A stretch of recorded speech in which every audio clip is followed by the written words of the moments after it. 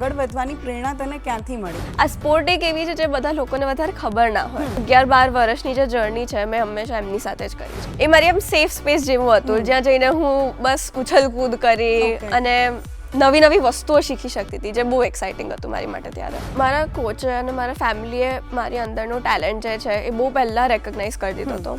આ એક એવી જગ્યા છે, એવો સ્પોર્ટ છે જે મારી માટે બન્યો છે. આર્ટિસ્ટિક એટલે તમે કેટલું સરળ રીતે કેટલું સુંદર પરફોર્મ કરો છો. તમે જે છો એ તમારા કન્ટ્રી માટે રમો છો, પોતા માટે નથી રમી રહ્યા. જિમ્નાસ્ટિક્સ એક એવું સ્પોર્ટ છે જ્યાં ઇન્જરીઝ ઇનેવિટેબલ છે. સ્પોર્ટ્સ તમને ડિસિપ્લિન ને હાર્ડવર્ક શીખવાડે.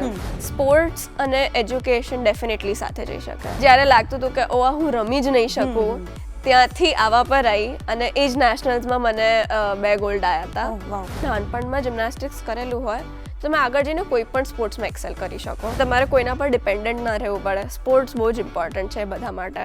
ગુડ મોર્નિંગ મિત્રો, કેમ છો? મજામાં ને? હું છું જીનલ અને આપનું સ્વાગત છે આપના મનપસંદ કાર્યક્રમ ગુડ મોર્નિંગ ગુજરાતમાં. મિત્રો, કહેવાય છે કે જો મનમાં મક્કમતા હોય અને સપનાઓમાં ઉડાન હોય ને તો આખું આકાશ તમારું છે. હવે આજે આપણે જેની સાથે વાત કરવાના છીએ ને, એમણે પણ પોતાના સપનાઓની ઉડાન ભરીને આકાશને આંબ્યું છે. સવારમાં જ્યારે આપણને પથારીમાંથી ઊભા થતાં પણ આળસ આવતી હોય ત્યારે ગુજરાતની આ દીકરી હવામાં અદ્ભુત કરતબ બતાવે છે અને સાથે સાથે ગ્રેવિટીના નિયમોને પડકાર આપે છે. તો આવો મળીએ આર્ટિસ્ટિક જિમ્નાસ્ટિક સાથે જોડાયેલી સુપર ટેલેન્ટેડ ગર્લ દિયા ઠાકોરને. કેમ છો દિયા? કેમ છો તમે? મજામાં છું. તું મજામાં છે? ઓકે, હવે અત્યારે એકદમ સરસ મજાની સવાર છે, સુંદર સવાર છે અને મેં એવું કીધું કે ભાઈ અમારા લોકોની સવાર જે હોય છે કે અમને પથારીમાંથી ઊભા થતાં આળસ આવતી હોય, પણ તારી સવાર આઈ થિંક અમારા કરતાં થોડી અલગ હશે, રાઈટ? તો એક જિમ્નાસ્ટ ગર્લની સવાર કેવી હોય છે? તારું મોર્નિંગ રૂટીન શું હોય છે? તો મારી મોર્નિંગ ચાલુ થાય એની પહેલાં મારી રાત કેવી રહે છે એ બહુ જ ઇમ્પોર્ટન્ટ છે. પ્લીઝ. હું રોજના મારે 8 કલાક સૂવાના હોય તો હું કેટલા વાગે ઊંઘું છું, હું રાતે શું ખાઈને ઊંઘું છું, એ બહુ જ ઇમ્પોર્ટન્ટ કરે છે અને ડિસાઇડ કરે છે કે મારી સવાર કેવી રહેવાની છે. ઓકે. હું રોજે 5 વાગે ઉઠતી હોઉં છું અને એના પછી રેડી થવું, મારું ખાવાનું ખાઉં ટ્રેનિંગ પહેલાંનું, મારી બેગ રેડી કરું અને 5:45 જેવું નીકળું ઘરેથી, કારણ કે મારે 6 વાગ્યાનું ટ્રેનિંગ હોય. ઓકે. હવે હું જ્યારે નાની હતી ત્યારે મારી ટ્રેનિંગ હોતી હતી 6 થી 9 જેવી, જેના પછી હું જતી હતી સ્કૂલે, જ્યાં મમ્મા મને ઉતારવા આવે અને એના પછી હું પાછી આવતી હતી કંઈક 4:15 4:30 જેમ, અને પછી થોડોક રેસ્ટ કરી અગેન થોડુંક ખાઈ અને 5:15 જેમ પાછી નીકળતી હતી મારી ટ્રેનિંગ માટે. ઓકે. જે ચાલતી હતી પછી 7:30 સુધી, 7:30 પોણા 8 સુધી. ઓકે. પછી ઘરે આવી, ખાઈ નહીં અને પછી હોમવર્ક કરતી હતી હું અડધો પોણો કલાક અને 10 વાગ્યા પહેલા અગેન સૂઈ જવું પડતું હતું, કારણ કે અગેન સવારે 5 વાગે ઉઠવાનું અને 8 કલાકની જે ઊંઘ છે એ કમ્પલસરી છે, રાઈટ? ઓકે. સો હવે આ તો વાત થઈ કે તારું રૂટીન શું હોય છે, કેવી રીતે હોય છે, પણ પહેલી વાત મને પૂછવાની ઈચ્છા થાય કે આવા સ્પોર્ટ્સમાં આગળ વધવાની પ્રેરણા તને ક્યાંથી મળી? કેવી રીતે વિચાર આવ્યો કે મારે જિમ્નાસ્ટિક્સમાં આગળ વધવું છે? તો પહેલાં તો હું જ્યારે નાની હતી ત્યારે હું બધા બાળકોની જેમ કાફી એનર્જેટિક હતી, ઉછળકૂદ કરવાની બહુ ઈચ્છા થાય, બહુ મજા આવે બધું કરવાની. તો મારા દાદી છે, એમને એક તો પહેલાં જિમ્નાસ્ટિક્સ જોવું બહુ ગમતું હતું, કારણ કે આ સ્પોર્ટ એક એવી છે જે બધા લોકોને વધારે ખબર ના હોય. તો અમે લોકો નાના હતા ત્યારે નીમના ઝાડ પર એક દોરડું લટકાયેલું હતું જેના પર અમે લોકો ચઢી જતા હતા. પછી એક ટ્રેમ્પોલિન હતું જેના પર અમે બધા કઝિન્સ, અમે ભાઈ બહેનો હોઈએ, એ બહુ જ એના પર સ્પર્ધાઓ કરતા હતા. આ બધું દાદી જ કરાવતા હતા. અને આ જે એનર્જી હતી અને આ બધાના લીધે જે મારો નીડર સ્વભાવ થઈ ગયો હતો, તે વસ્તુને ચેનલાઇઝ કરવા માટે અમે લોકો શોધતા હતા કે આજુબાજુ કશે જિમ્નાસ્ટિક્સનું સેન્ટર કે કંઈક સારું મળે છે કે નહીં. તો અમને હવે તે CN સ્પોર્ટ્સ એકેડેમી મળી, જ્યાં હું આ વસ્તુને કરી શકી, આગળ વધી શકી અને ખૂબ સપોર્ટ રહ્યો. ત્યાંના ડિરેક્ટર છે તૃપ્તિ રાવલ મેમ, અને 2014-15 જેમ આ જર્ની ચાલુ થઈ અને ત્યારથી જ મારા કોચ છે હરીશ સર, એમને પણ ત્યારે જ જોઈન કર્યું. તો આજે લાસ્ટ 11-12 વર્ષની જે જર્ની છે મેં હંમેશા એમની સાથે જ કરી છે. ઓકે. તો તે સ્ટાર્ટ કર્યું એ ત્યારે તારી ઉંમર કેટલા વર્ષની હતી? હું 7 વર્ષની હતી ત્યારે. ઓકે, તો 7 વર્ષની એજમાં જ્યારે શરૂ કર્યું તો એ વખતે તારું આપણે કહીએ ને બિહેવિયર કેવું હતું જિમ્નાસ્ટિક ટુવર્ડ્સ, કે ભાઈ ઓકે મને મજા આવે છે, કે પછી યાર બહુ જ આ તો બહુ જ એક્સરસાઇઝ કરાવે છે, કે આટલું બધું કોણ કરે, એ જે આપણે કહીએ ને મેન્ટલ સ્ટેટ શું Right. હતું એ વખતે? તો ત્યારે તો હું નાની હતી અને ફૂલ ઓફ એનર્જી. હા. રાઈટ. તો એ એક જગ્યા હતી જ્યાં હું થાકીને આવી શકતી હતી અને આમ ફૂલ મને ત્યારે ગેમ જ રીતે હું લેતી હતી અને આમ સ્પોર્ટની રીતે નહીં. It was a game for me. Right. તો મમ્મા જે છે એ મને કહેતી હતી કે તું તારું હોમવર્ક નહીં પતાવે ત્યાં સુધી તને જિમ્નાસ્ટિક્સ જવા નહીં મળે. અચ્છા, okay. તો એના રીતે હું ફટોફટ હોમવર્ક પતાવી દેતી હતી અને પછી ત્યાં જઈને એ મારી આમ સેફ સ્પેસ જેવું હતું જ્યાં જઈને હું બસ ઉછલકૂદ કરી Okay. અને નવી નવી વસ્તુઓ શીખી શકતી હતી, જે બહુ એક્સાઇટિંગ હતું મારી માટે ત્યારે. Okay, so as you sad કે પહેલાં એવું હતું કે એને તે ગેમ તરીકે જ લીધી, બરાબર, અને તને રમવાની એક સ્પેસ મળતી હતી. રાઈટ. તો પછી આ ગેમને સિરિયસલી ક્યારે તે લેવાનું શરૂ કર્યું અને એવી કઈ મુવમેન્ટ હતી કે ત્યારે તને એવું થયું કે બસ ધીસ ઇઝ ઇટ, આ જ મારે કરવું છે? આઈ થિંક હું જેવી મોટી થતી ગઈ, જેવી મેચ્યોર થતી ગઈ, એવું મને રિયલાઇઝ થવા લાગ્યું. મારા કોચે અને મારા ફેમિલીએ મારી અંદરનું ટેલેન્ટ જે છે એ બહુ પહેલાં રેકગ્નાઇઝ કરી દીધો હતો. પણ ઓબ્વિયસલી એટલી નાની હતી ત્યારે એટલી સેન્સ બિલ્ડ ના થયેલી હોય. તો હું જેમ જેમ મોટી થતી ગઈ એમ મને આ વસ્તુમાં વધારે ઇન્ટરેસ્ટ એઝ અ કરિયર પડવા લાગ્યો rather then just a game. Okay, હવે પહેલાં મને બહુ ગમતી હતી ત્યારે એટલે હું કરતી હતી. હવે હું એટલે કરવા લાગી હતી કારણ કે મારે કરવું હતું. Okay. It was for me. તો હું જેમ જેમ મોટી થતી ગઈ તો બેઝિકલી મને લાગે છે કોવિડ પછીનો જે પીરિયડ આવ્યો ત્યારે ઓબ્વિયસલી થોડું અપ્સ એન્ડ ડાઉન્સ કાફી રહ્યા હતા કારણ કે lockdown and all. Right.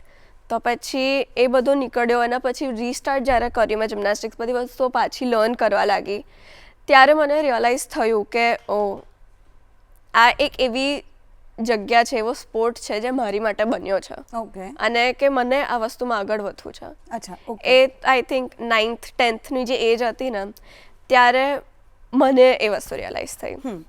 Okay, દેન હવે એવું થયું કે તે રિયલાઇઝ કરી લીધું, પછી આવી હશે ફર્સ્ટ ટુર્નામેન્ટ, અને એ એક્સપિરિયન્સ કેવો હતો? કે અત્યારે તો શું કે તારી સેફ સ્પેસ હતી કે તું જ્યાં રોજ પ્રેક્ટિસ કરવા જાય છે ત્યાં જ તારે કરવાનું હતું, ત્યાંના લોકો બધા નોન હતા, પણ આપણે જ્યારે ટુર્નામેન્ટમાં જઈએ તો પ્લેસ નવી હોય, લોકો નવા હોય અને ચેલેન્જ તો હોય. Right. અને જીતવાનું બી બેક ઓફ માઇન્ડ આપણે ચાલે કે ભાઈ હું આવી છું તો જીતવું છે. તો ફર્સ્ટ ટુર્નામેન્ટનો જે એક્સપિરિયન્સ હતો એ શું હતો અને કેટલી ઉંમરમાં તે ટુર્નામેન્ટમાં પાર્ટ લીધો હતો? મારી ફર્સ્ટ ટુર્નામેન્ટ હું જ્યારે 3rd હતી ત્યારે હતી, ભાવનગરમાં હતી, એક સ્ટેટ હતી. તો ત્યારે હું જેન્યુઅનલી કહું ને તો અમને કોઈ આમ પેલું રિયલાઇઝ નતું થયું કે ઓ અમે ટુર્નામેન્ટ રમવા જઈ રહ્યા છે. ઓકે, અમે બકુડા હતા. તો અમે લોકો ત્યાં ગયા અને બસ પરફોર્મ કર્યું. ત્યારે અમને એટલી સેન્સન હતી કે ઓ સ્કોર શું આવશે, સ્કોરિંગ કઈ રીતે હોય, કે અમે જે પરફોર્મ કર્યું છે શું થયું. ઓ અમે લોકો જસ્ટ કરીને આવી ગયા અને એટલી મજામાં લીધું હતું કે અમે લોકો ફરવા ગયા અને બસ ઓકે, ટુર્નામેન્ટ રમીને આવી ગયા. અને એમાં મને પહેલો સિલ્વર મેડલ આવ્યો હતો, પણ એ વસ્તુનું કંઈ ખબર જ નથી કે આ શું થઈ ગયું છે. તો ફર્સ્ટ ટુર્નામેન્ટ જો કહું ને તો બહુ પ્લેફુલ હતી મારી માટે. અને હા, કારણ કે અમે નાના હતા તો અમને વસ્તુ કોમ્પ્રિહેન્ડ નથી થઈ રહી કે અમે કોમ્પિટિશન રમવા જઈ રહ્યા છે. ઓકે, હવે આપણે જોઈએ કે આપણે જિમ્નાસ્ટિક જો ટીવીમાં જોતા હોઈએ કે એમ કોઈને કરતા જોઈએ ને તો બહુ મજા આવે કે યાર કેવું હવામાં ઉછળે છે, કેટલું ગજબ લાગે છે. પણ એની પાછળ બહુ જ બધું ડાયટ, મહેનત, ફિટનેસ પર તમારું ધ્યાન એ બધું જ હશે. તો તું કેવી રીતે પોતાને ફિટ રાખે છે, તો તારું કોઈ પર્ટિક્યુલર ડાયટ છે જે તું ફોલો કરે છે? પહેલાં તો જે તમે કીધું કે બહુ મજા આવે જોવાની, તો ગેમનું નામ છે આર્ટિસ્ટિક જિમ્નાસ્ટિક્સ. આર્ટિસ્ટિક એટલે તમે કેટલું સરળ રીતે કેટલું સુંદર પરફોર્મ કરો છો. ઓકે, તમે કેટલું એલિગન્સથી પરફોર્મ કરો છો અને એ ઇઝીનેસ તમારા પરફોર્મન્સમાં લાવવા માટે બહુ જ વખતની મહેનત જોઈએ. કોઈ પણ એક એલિમેન્ટ પણ શીખવો હોય તો એક એલિમેન્ટ કે તો સ્કિલ, તો એ વસ્તુ પાછળ બહુ જ કલાકો, ખાલી એક એલિમેન્ટની પાછળ કાફી કલાકો, કાફી વર્ષો નીકળી જાય. અને જેમ કે મેં કીધું કે હું 11 વર્ષથી પ્રોપરલી કરતી હોઉં છું તો મારે 5 થી 6 કલાકની ટ્રેનિંગ રોજે રહેતી હતી. ઓકે, તો પછી એ કરતાં હું આ સ્ટેજે પહોંચી છું. અને સાચું કહું તો ડાયટનું હમણાં મને લાસ્ટ થોડા વર્ષોથી જ પ્રોપર હું એને એકચ્યુઅલી મગજમાં લઈને ચાલું છું કે મારો પ્રોટીન ઇન્ટેક કેટલો છે, મારા મેક્રોઝ કેવી રીતે જાય છે, મારા વિટામિન્સ કેવા છે. અત્યારે હું એક ડાયટિશિયન જોડે કામ કરું છું. તો એ મને પ્રોપરલી મારા રૂટીનની જોડે સેટ કરીને આપે કે આ ટાઈમે આ ખાવાનું. કારણ કે 3.5 થી 4 કલાકની જો ટ્રેનિંગ હોય તો એમાં પ્રોપરલી તમારે ફ્યુઅલ થઈને જવું પડે. રાઈટ. હું તમને એક ક્વેશ્ચન પૂછું, તમે અહીંયા કઈ રીતે આવ્યા છો, કયા વ્હીકલ લઈને આવ્યા છો? એક્ટિવા લઈને. તો એની અંદર તમે પેટ્રોલ ભર્યું હશે તો જ ચાલ્યું હશે. સેમ વસ્તુ છે. તો અમારી બોડી એક જો મશીનની રીતે વિચારીએ તો એને ફ્યુઅલિંગની બહુ જ જરૂર પડે. તો એ ફ્યુઅલિંગ માટે અમે પાછળ કાફી મહેનત કરી. અને કે જેમ કે મારું કહું તો as a sports person 1.5 times my weight મારે એટલું પ્રોટીન લેવું પડે. તો કે પ્રોટીન સ્કૂપ્સ છે, એગ્સ છે, પછી એવી રીતે બહુ બધી વસ્તુઓને જોડાઈને મારો એ ગોલ પહોંચતો હોય છે. ઓકે, હવે આ તો તારી પર્સનલ વાત હતી, ઠીક છે. હવે આપણે વાત કરીએ ફેમિલીની. તો તારી વાત પરથી એવું લાગે છે કે ફેમિલી ઇઝ વેરી સપોર્ટિવ, કે જેવી રીતે દાદીએ જ તને આ વસ્તુ આપી હતી કે તમે રમો ને આ બધું કરો.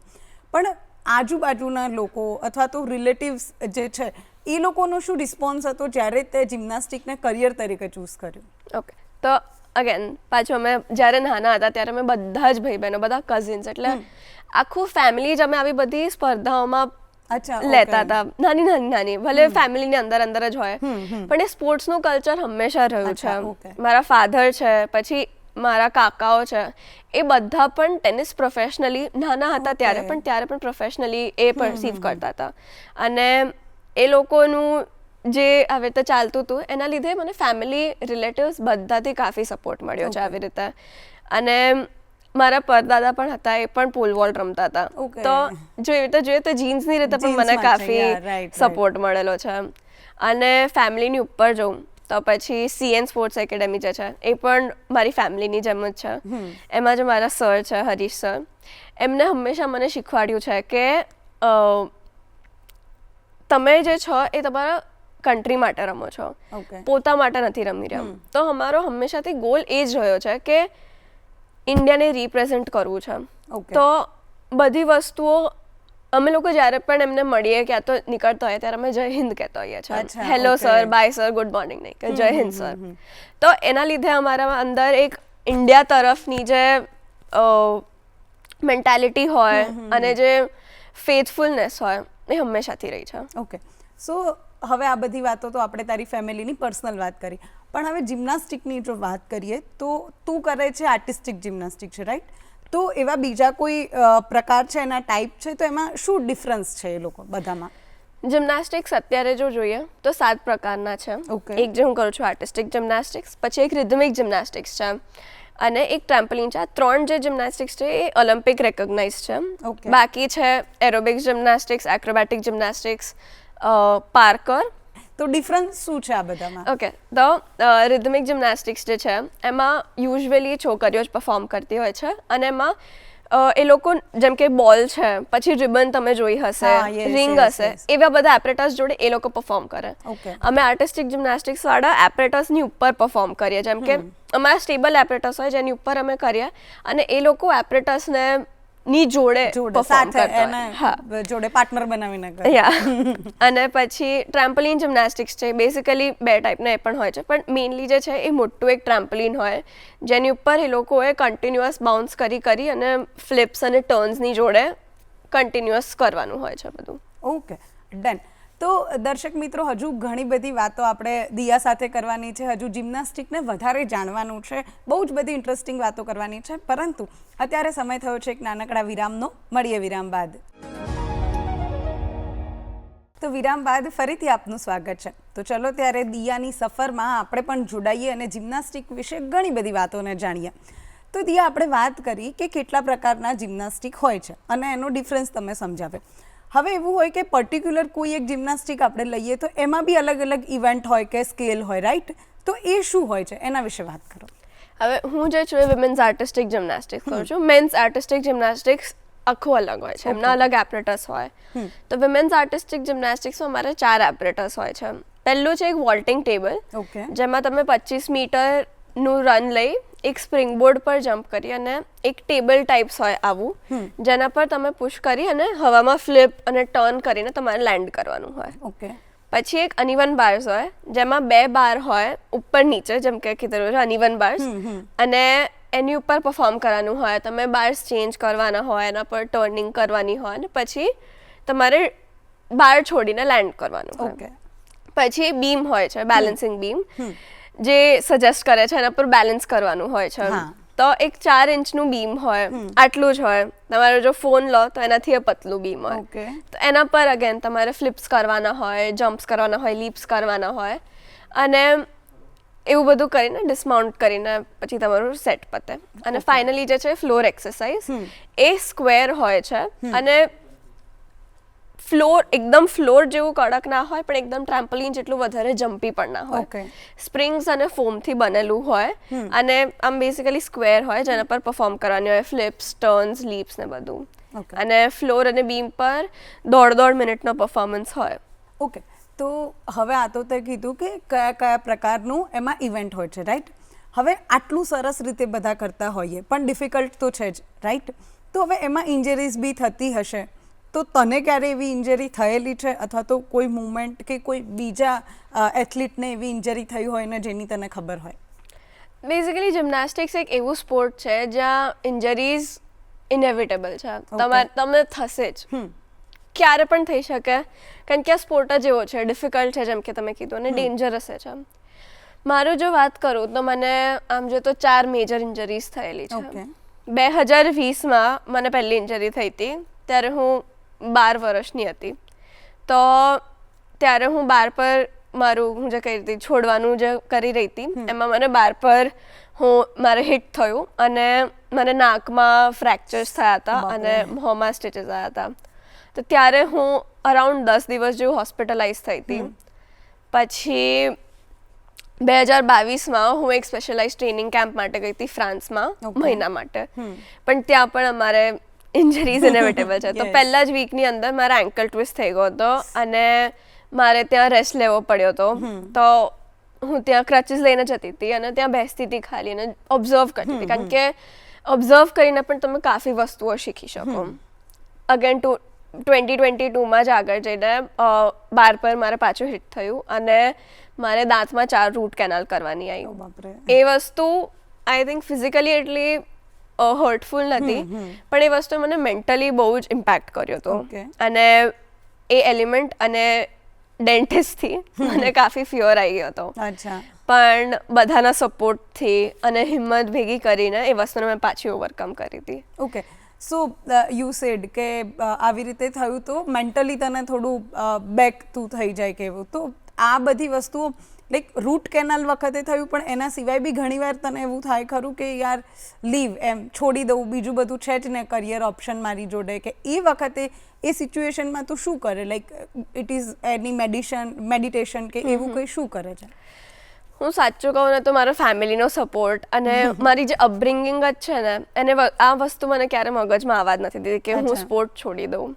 મને હું 2020માં જ જો વાત કરું ત્યારે હું 12 વર્ષની હતી, ત્યારે પણ આવું મેજર ઇન્જરી થયા પછી પણ મારો ફર્સ્ટ વિચાર હતો ઓ નો, હવે હું પાછી ટ્રેનિંગ ક્યારે કરીશ. અને ત્યાં પણ ભલે હોસ્પિટલના બેડમાં હતી પણ થોડું થોડું જેમ કે એન્કલનું હોય વર્ક, નીનું હોય, બધું મેં ચાલુ જ રાખ્યું હતું, કારણ કે આ સ્પોર્ટથી એટલો લગાવ રહ્યો છે મને. અને ફેમિલી પણ મને હંમેશા કહે કે ઓ આવું તો થાય, ઓકે, ઇટ હેપન્સ. અને આ સ્પોર્ટ મેં એવો ચૂઝ કરેલો છે કે જ્યાં આવું થઈ શકે. તો હું મેન્ટલી એટલી પ્રિપેર્ડ હોઉં છું આ વસ્તુ માટે. અને અગેન એઝ આઈ સાઈડ લગાવ એટલો છે આ સ્પોર્ટથી કે ક્યારે છોડવાનો વિચાર નથી આવ્યો. અચ્છા, ઓકે. તો હવે તારી ફેમિલી સપોર્ટિવ છે એ આપણે જોઈ લીધું, પણ બીજી એક વાત કે જનરલી બધા એવું માનતા હોય કે સ્પોર્ટ્સ અને એજ્યુકેશન જો બંને સાથે કરશે તો એજ્યુકેશનમાં પ્રોબ્લેમ થશે, અથવા તો બધા એવું માનતા હોય કે જો સ્પોર્ટ્સમાં જ વધારે ધ્યાન આપીશું તો મે બી એજ્યુકેશનમાં જોઈએ એટલું સારું રિઝલ્ટ નહીં આવે કે જોઈએ એટલું આપણને નહીં મળે. તો તારું શું માનવું છે કે એ બંને સાયમલ્ટેનિયસલી જોડે જઈ શકે કે ના જઈ શકે? હું સાચું કહું ને તો હું માનું છું કે બધાએ કોઈક ફોર્મ ઓફ ફિઝિકલ એક્ટિવિટી હંમેશા કન્ટિન્યુ રાખવી પડે. ભલે જો આપણે હું મારા એજનું કહું તો 10th અને 12thના બોર્ડ્સ હોય ત્યારે પણ. કારણ કે જે મેં જોયું છે સ્પોર્ટ્સ તમને ડિસિપ્લિન ને હાર્ડવર્ક શીખવાડે અને જે કોઈ પણ સ્પોર્ટ્સ માટે કે તમારે કશા પણ વસ્તુમાં આગળ વધવું હોય એની માટે નોન નેગોશિયેબલ છે રાઈટ. તો એ વસ્તુથી તમારું કોન્સન્ટ્રેશન એટલું વધે, તમારી યાદશક્તિ એટલું વધે અને તમે ટાઈમ મેનેજમેન્ટ કરતા શીખી જાઓ. એના લીધે મને જેમ કે હું મારી વાત કરું તો મને આખા હેક્ટિક શેડ્યુલમાં મને કલાક જેવું મળતું હતું ભણવા માટે. મેં ક્યારે ટ્યુશન્સ નથી રાખ્યા, હું પોતે જ ભણતી હતી. તો હું મેઇનલી ક્લાસમાં ધ્યાન આપી દેતી હતી અને એ બધું કરી 10thમાં હું જો મને 91% આવ્યા હતા બોર્ડ્સમાં અને એની સાથે જ મને ખેલો ઇન્ડિયામાં પણ 3 સિલ્વર આવ્યા હતા અને જુનિયર નેશનલમાં 2 ગોલ્ડ. તો હું આ વસ્તુને એકદમ પેલું કહું છું કે સ્પોર્ટ્સ અને એજ્યુકેશન ડેફિનેટલી સાથે જઈ શકે. જો 12thની વાત કરું તો 12thમાં પણ મને 95% આવ્યા હતા અને ત્યારે મને એક ઇન્જરી જ હતી ACL મેનિસ્કસ, જે મારી સૌથી મેજર ઇન્જરી રહી છે. તો એ ટાઈમમાં મેં એજ્યુકેશનની સાથે બીજી બધી વસ્તુઓએ કાફી શીખી, જેમ કે ઇન્ટરનેશનલ જજિંગ કોર્સ કર્યો મેં, જેમાં હું ગુજરાતમાં મેં ટોપ કર્યું હતું. એટલે એની સાથે સાથે હું ઇન્ટરનેશનલ જજ બની લેવલ 4 અને મેં બધાને જોયું, બધાને ઓબ્ઝર્વ કર્યું. તો એ વાળું જે ટાઈપનું એજ્યુકેશન છે જે તમે ઓબ્ઝર્વ કરીને લર્ન કરો, જે સોશિયલ લર્નિંગ એસ્પેક્ટ છે એ પણ બહુ ઇમ્પોર્ટન્ટ છે, જે સ્પોર્ટ્સ જ તમને શીખવાડી શકે. તમે કશે પણ જાઓ બહાર જ્યાં તમારી સારી ફેસિલિટીઝ ના હોય તો તમે ત્યાં અડેપ્ટ કરવાનું શીખી જાઓ, જે બહુ જ ઇમ્પોર્ટન્ટ લાઈફ સ્કિલ છે. ત્યાંનું જેમ કે ખાવાનું તમને ના ભાવતું હોય પણ એ જ ખાવાનું છે, so you will have to eat it. ત્યાંનું રહેવાનું ના હોય તો તમારે એ બધા વસ્તુઓ જોડે જો અડેપ્ટ કરતા શીખો તો આગળ જઈને કંઈ પણ મુશ્કેલી આવે તમે એને જોડે એને ટેકલ કરી શકો. ઓકે, સો તે ઘણી બધી ટુર્નામેન્ટ્સ રમી છે, જીતી છે, બહુ જ બધું રાઈટ. તો ઘણા બધા એક્સપિરિયન્સ હશે, તો એવો કોઈ એક્સપિરિયન્સ કે એવી કોઈ એક મુમેન્ટ કે જે તને હંમેશા યાદ રહેશે અથવા તો એવું થાય કે બસ હું ઓકે ડન, મારે આ જોઈતું હતું અને મને મળી ગયું, એવું કંઈ? એવી એક વસ્તુ મને જો યાદ આવે તો કે 2022માં હું હજુ ઇન્જરીમાંથી નીકળી રહી હતી અને કોવિડ પછીની મારી પહેલી નેશનલ્સ હતી. કેરેલામાં હતી અને જુનિયર નેશનલ્સ હતી. પણ અમે ટીમ જેને નીકળવાની હતી એની 2 જ દિવસ પહેલાં મને 3 તાવ આવ્યો અને તાવ ઉતરે જ નહીં, બહુ જ ખરાબ. હું આખી બેડ રિડન જ હતી. એટલે ટીમ નીકળી ગઈ પછી મેં મમ્માએ ડિસાઈડ કર્યું કે અમે લોકો 2 દિવસ પછી નીકળીશું અને અમે લોકો ત્યાં ગયા. ત્યાં એક નાની હોટેલમાં રહ્યા અને કંઈ ખાઈ ના શકું, બધા ફ્રૂટ્સ, દવાઓ બધું ખા કર્યું અને સીધું કોમ્પિટિશનના દિવસે જ કે હવે જે થશે આપણે આપણી તરફથી ફૂલ ટ્રાય કર્યો છે અને ફૂલ એફર્ટ્સ છે, તો હવે જે થશે ખાલી પરફોર્મ કરવાનું છે. અને એ વાળું મારું સૌથી મેમોરેબલ રહેશે કારણ કે એ જે ફર્સ્ટ ક્વોલિફિકેશનનો જે રાઉન્ડ હોય એમાં હું 108 છોકરીઓમાં 4 એપરેટસનું જે મિક્સચર હોય એમાં ઓલ અરાઉન્ડ ફર્સ્ટ આવી હતી અને એ પણ જસ્ટ રિકવર થઈને. એટલે જ્યારે લાગતું હતું કે હું રમી જ નહીં શકું, ત્યાંથી આવા પર આવી અને એ જ નેશનલ્સમાં મને 2 ગોલ્ડ આવ્યા હતા. તો આ વસ્તુ મારી માટે બહુ મેમોરેબલ હશે કે આવી હાલતથી પણ હું ઓવરકમ કરીને તરત પરફોર્મ કરી શકી. એ આઈ થિંક મેચ્યોરિટી લેવલના લીધે અને કામનેસના લીધે કે અને પોતા પર બિલીફ રાખીને કે હું કરી શકીશ. ઓકે, સો નેશનલ સુધી તું પહોંચી ગઈ છે રાઈટ. તો હવે ફ્યુચર ગોલ શું છે? ક્યારે તને એવું થશે કે આ મારી ડ્રીમ ટુર્નામેન્ટ હતી કે આ મારું ડ્રીમ હતું જે પૂરું થયું? મારું ડ્રીમ પહેલેથી રહ્યું છે કે ઇન્ડિયાને રિપ્રેઝેન્ટ કરવું છે મારે at N international level.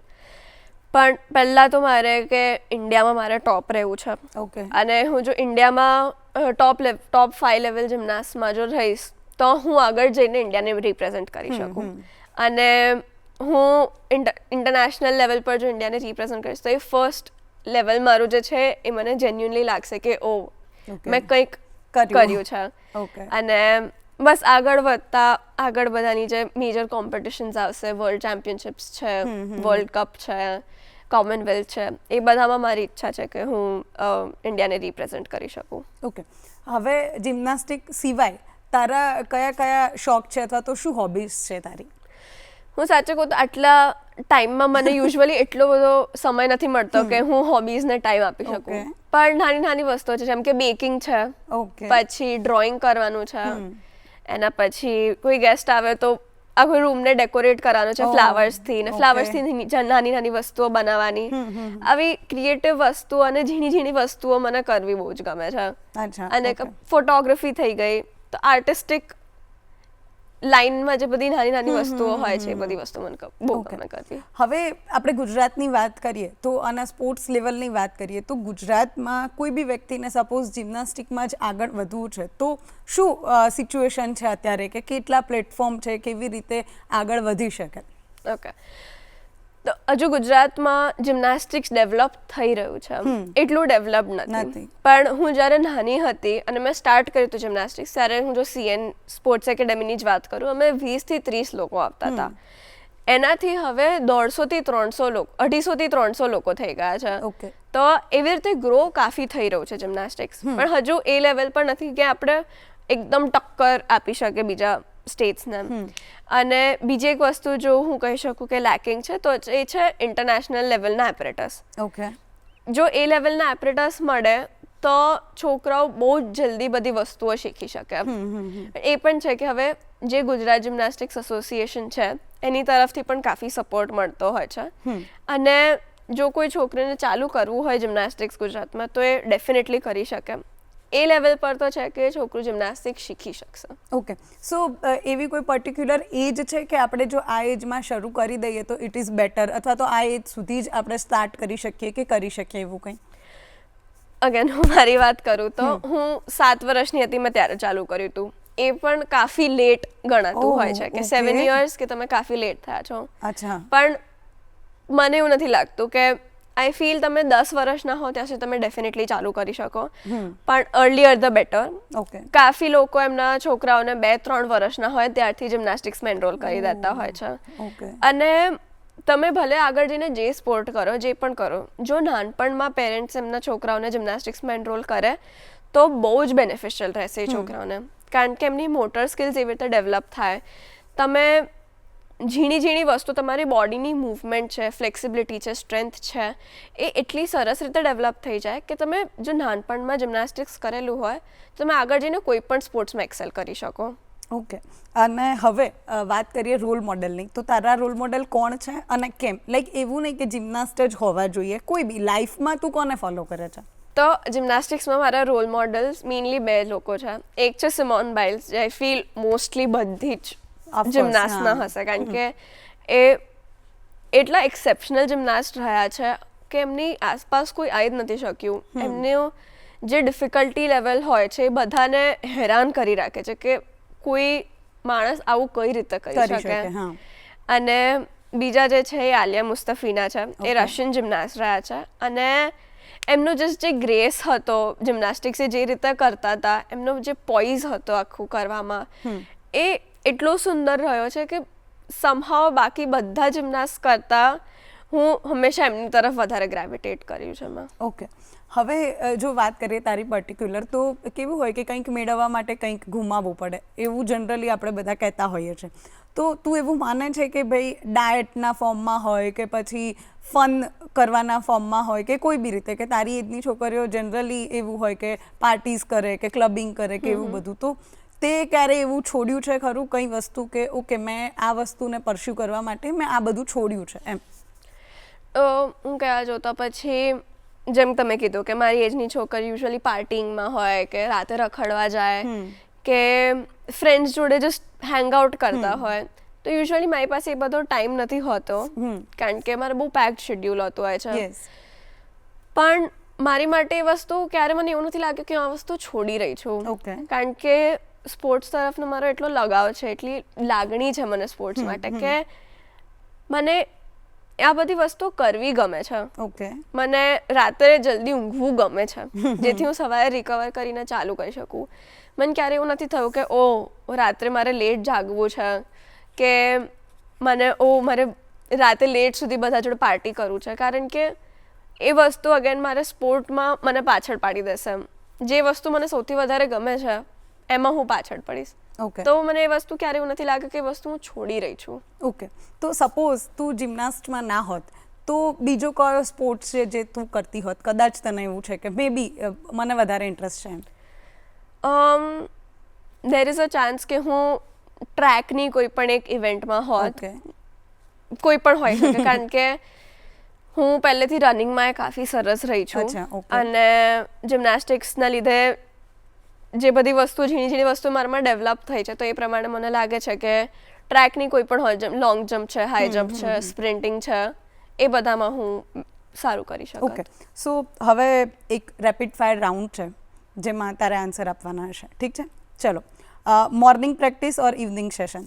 Morning practice. Okay, Gujarati thali કે diet food? Diet food. Okay, હા, જો જિમ્નાસ્ટ ના હોત તો શું હોત? Track athlete. Okay, floor exercise or balancing beam? Floor exercise. Okay, hardest part of gymnastic? Mentally overcoming any difficult element. Okay, અને last question કે જે લોકો જોઈ રહ્યા છે આપણને, એમને જે બી ગર્લ છે એને તું શું મેસેજ આપીશ?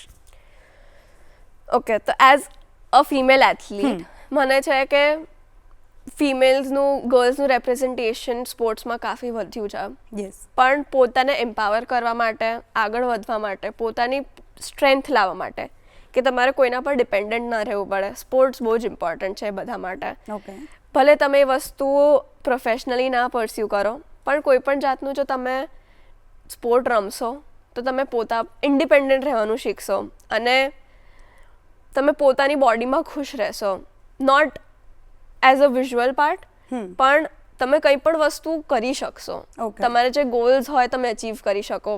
મેં જેમ કે કીધું કોન્સન્ટ્રેશન વધે, તો એ બધી વસ્તુઓમાં પણ તમને કાફી હેલ્પ કરશે. Okay, done. Thank you so much Diya. આજે બહુ જ સરસ વાતો કરી તમે અમને, અને આઈ હોપ કે આપણા જે બી દર્શક મિત્રો છે એમને એવું થશે કે ભાઈ આપણે પણ કોઈ એક એક્ટિવિટી તો કરવી જ જોઈએ, ફિઝિકલ એક્ટિવિટી કરવી જોઈએ, જેનાથી આપણે ફિઝિકલી તો ફિટ રહીએ પણ કદાચ મેન્ટલી વધારે આપણે ફિટ થઈશું, રાઈટ?